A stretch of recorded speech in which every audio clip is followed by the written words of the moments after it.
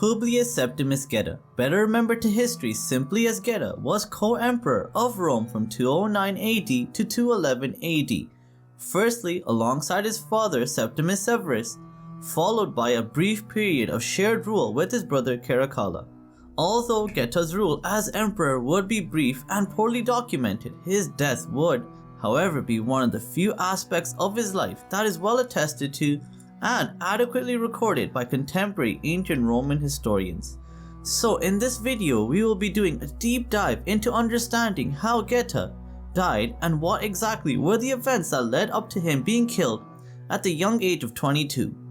But before we begin, don't forget, if you want to learn more about the deaths of some of history's greatest figures, then subscribe to my channel Historical Exit.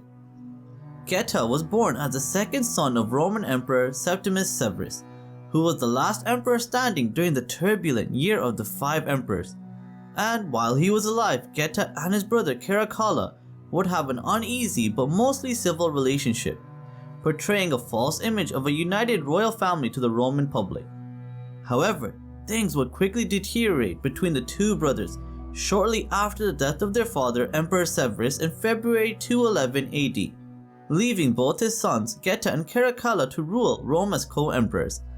And if history has taught us anything, it's that brothers love nothing more than sharing power with each other, and that the ties of blood and brotherly love can overcome any outside or external forces that attempt to threaten their bond.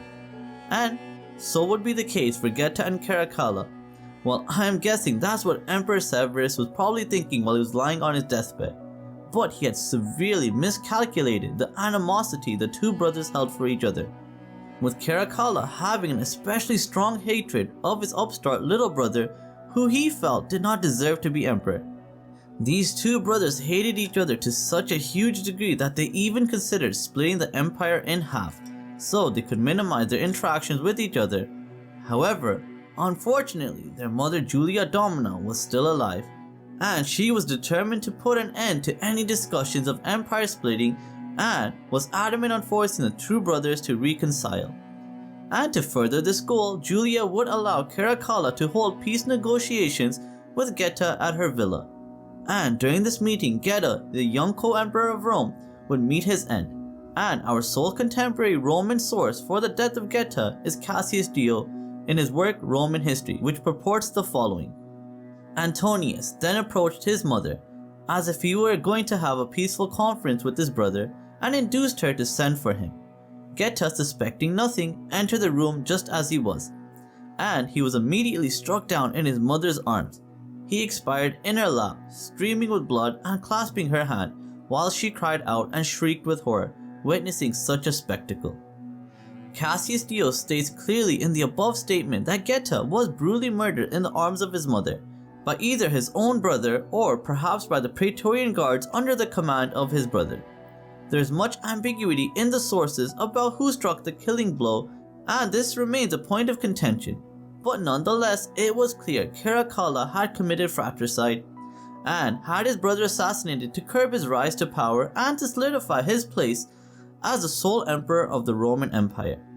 This discourse is also further corroborated by contemporary Roman historian Herodian, who describes a nearly identical depiction of the assassination of Geta in his work History of the Empire, stating that Geta, suspecting nothing, came without his guards, his whole attention fixed on his brother and on their mother, who was anxiously watching both her sons. But as he entered, Caracalla moved quickly toward him as if to embrace him, but before he could speak, the centurions rushed at Geta, sword in hand, and surrounded him. Geta fled in terror and threw himself into his mother's arms. In his fright, he clung to her neck and cried out for help, wailing and reproaching her for permitting him to be murdered by his brother's hands in her own embrace. In addition to the above two contemporary Roman sources, the later ancient Roman historical text, the Historia Augusta, purports a nearly identical depiction of Geta's death, highlighting that even over a century after his death, no other discourse other than assassination by Caracalla in his mother's villa was present in Roman society and thought in regards to the death of Geta. So I do hope you enjoyed this video and found it to be educational, and if you would like to learn more about the deaths of some of history's greatest figures, then subscribe to my channel Historical Exit And thank you so much for watching. Have a great day. Bye.